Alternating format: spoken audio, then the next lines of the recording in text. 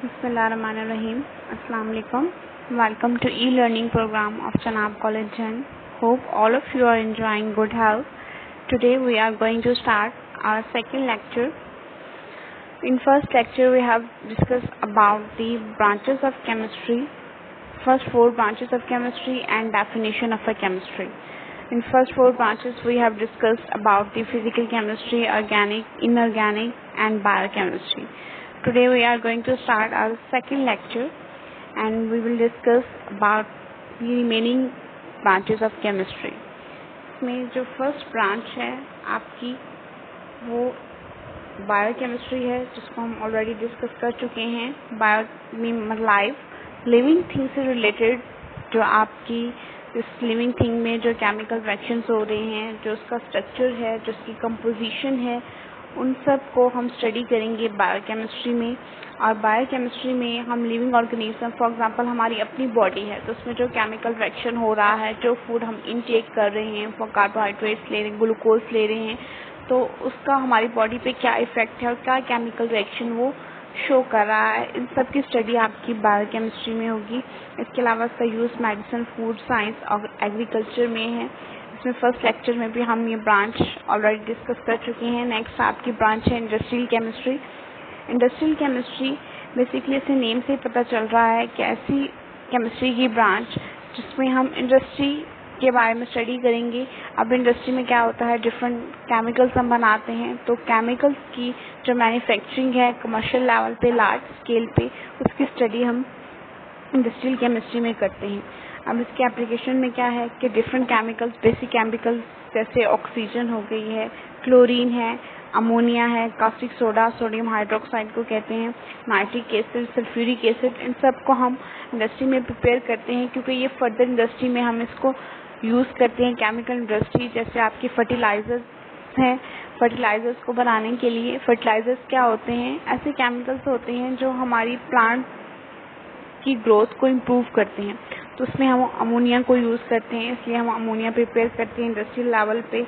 आपकी सोप और textile industry में इनका यूज़ है. एग्रीकल्चर प्रोडक्ट्स में हम इसको यूज़ करते हैं. पेपर, पेंट, डिफरेंट इंडस्ट्रीज में इसका यूज़ है इन केमिकल्स का, इसलिए हम इनको प्रिपेयर करते हैं कमर्शियल लेवल पे, लार्ज स्केल पे. तो उसकी स्टडी हम इंडस्ट्रियल केमिस्ट्री में करेंगे. नेक्स्ट आपकी जो ब्रांच है वो है न्यूक्लियर केमिस्ट्री. तो जो न्यूक्लियस से रिलेटेड होगा उसको हम न्यूक्लियर केमिस्ट्री में स्टडी करेंगे. अब उसमें हम क्या स्टडी करते हैं, रेडियो एक्टिविटी को स्टडी करेंगे, न्यूक्लियर प्रोसेस को और उसकी प्रॉपर्टीज़ को.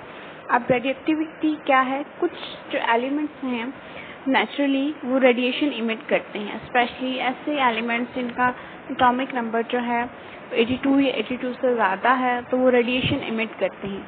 तो ऐसे एलिमेंट जो रेडिएशन इमिट करते हैं उनकी रेडियो एक्टिविटी और उनके अंदर जो प्रोसेस हो रहे हैं न्यूक्लियर प्रोसेस, उसके रिजल्ट में और उनकी प्रॉपर्टीज़ सब न्यूक्लियर केमिस्ट्री में स्टडी होगा. इसकी जो बेसिकली यूज़ है आपकी डेली लाइफ में, जो इसकी एप्लीकेशन है वो हम रेडियोथेरेपी में हम इनको यूज़ करते हैं.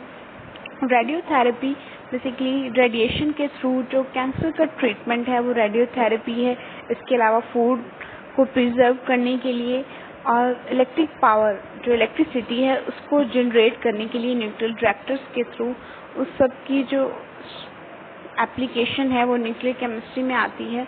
न्यूक्लियर केमिस्ट्री की स्टडी से हम ये सब कुछ अवेल कर सकते हैं अपनी डेली लाइफ में. उसके बाद इन्वायरमेंटल केमिस्ट्री है. अब इन्वायरमेंट केमिस्ट्री जो है बेसिकली वो आपके इन्वायरमेंट से रिलेटेड है. आपके इन्वायरमेंट में, अब इन्वायरमेंट में क्या चीज़ होगी, उस इन्वायरमेंट के कंपोनेंट्स हैं पहली चीज़, और उसके बाद आपकी ह्यूमन एक्टिविटीज़ के इफ़ेक्ट हैं जो इस इन्वायरमेंट के ऊपर हो रहे हैं. तो इसको हम इन्वायरमेंटल केमिस्ट्री कहेंगे.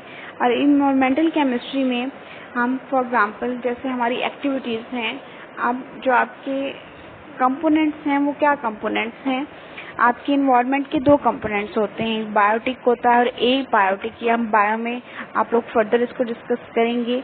बायो मतलब लाइफ. तो जो आपके जो जैसे हमारी ह्यूमन बींग्स हैं, जितने भी लिविंग थिंग्स हैं, उन सब के बारे में हम बायोटिक में स्टडी करते हैं.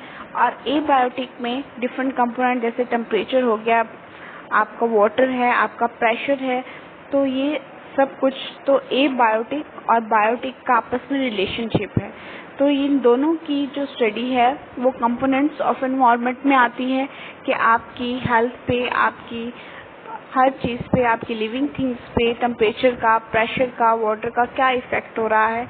तो ये इसकी स्टडी कंपोनेंट्स एनवायरनमेंट में आती है, इन्वायरमेंट में आती है। Next, effect of human activities, कि डिफरेंट ह्यूमन एक्टिविटीज़ से जो आपके इन्वायरमेंट पे इफेक्ट हो रहा है।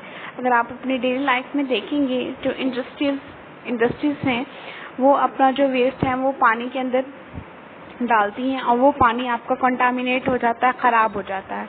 तो उस पानी को, जब वो पानी लेक्स में जाता है, रिवर्स में जाता है, तो जो एक्वेटिक लाइफ होती है वो इफ़ेक्ट होती है उससे।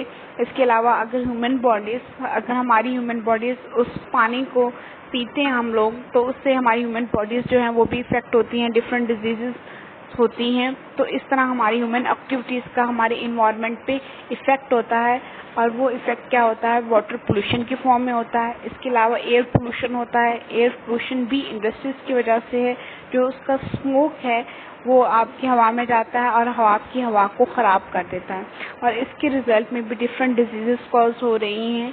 इसके अलावा जो आपकी ओजोन लेयर है, जो हमारे रेफ्रिजरेटर्स हैं, उससे क्लोरोफ्लोरोकार्बन्स जो हैं वो प्रोड्यूस हो रही हैं। वो जब आपकी इन्वायरमेंट एटमॉस्फेयर में जाती हैं तो ओजोन लेयर को वो डिप्लीट कर रही हैं, उसके अंदर होल प्रोड्यूस कर रही हैं, और उस होल की वजह से डिफरेंट रेडिएशंस जो हैं सन से, यूवी रेडिएशंस जो हैं वो अर्थ पे पहुंच रही हैं और डिफरेंट डिजीज़ कॉज कर रही हैं। तो इस तरह जो हमारी ह्यूमन एक्टिविटीज़ की वजह से और जो इन्वायरमेंट के कंपोनेंट्स हैं उनका जो इफ़ेक्ट है, उनकी जो स्टडी है वो हम इन्वायरमेंटल केमिस्ट्री में करेंगे।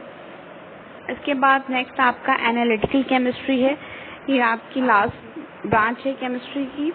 इसमें बेसिकली एनालिटिकल का मतलब है एनालाइज करना, जिसमें हम किसी चीज़ को, किसी भी सैंपल को एनालाइज करते हैं, उसके एक तो कंपोनेंट्स को आइडेंटिफाई करने के लिए और दूसरा उसको सेपरेट करने के लिए। तो वो आपकी branch of chemistry analytical chemistry होगी। अब जो सेपरेशन है वो दो टाइप्स की होती है, क्वालिटेटिव होती है और क्वांटिटेटिव होती है। क्वालिटी का मतलब है कि आप उसके अंदर उसके सब्सटेंस को आइडेंटिफाई करेंगे, उसके जो केमिकल स्पीशीज़ हैं किन किन से वो मिलके बनी है, उन सब्सटेंसेस को आइडेंटिफाई करेंगे, तो वो आपकी क्वालिटेटिव होगी। और क्वांटिटेटिव मतलब वो कंपोनेंट कितनी अमाउंट में प्रेजेंट है, तो उसकी स्टडी आपकी क्वांटिटेटिव में होगी। ये दोनों क्वांटिटेटिव और क्वालिटेटिव जो एनालिसिस है किसी भी सैंपल का, वो हम एनालिटिकल केमिस्ट्री में करते हैं। इसका जो मेन स्कोप है, जो यूज़ है आपका इस ब्रांच का, वो डिफरेंट टेक्निक्स में है, डिफरेंट इंस्ट्रूमेंट में जो हम एनालिसिस के लिए यूज़ करते हैं। इसके अलावा हम फूड में, आपके वाटर में, इन्वायरमेंटल और क्लिनिकल एनालिसिस बेसिकली जो मेडिकल में हम टेस्ट वगैरह कराते हैं, अपना ब्लड टेस्ट है, यूरिन टेस्ट है, तो ये आपका क्लिनिकल एनालिसिस होता है और इसकी जो स्टडी है बेसिकली वो एनालिटिकल केमिस्ट्री में होती है। तो आज हमने रिमेनिंग अपनी ब्रांचेस के बारे में पढ़ा। सबसे पहले हमने बायोकेमिस्ट्री के बारे में पढ़ा, फिर industrial chemistry, nuclear chemistry, environmental chemistry और analytical chemistry. Today we will discuss our third lecture. Thank you.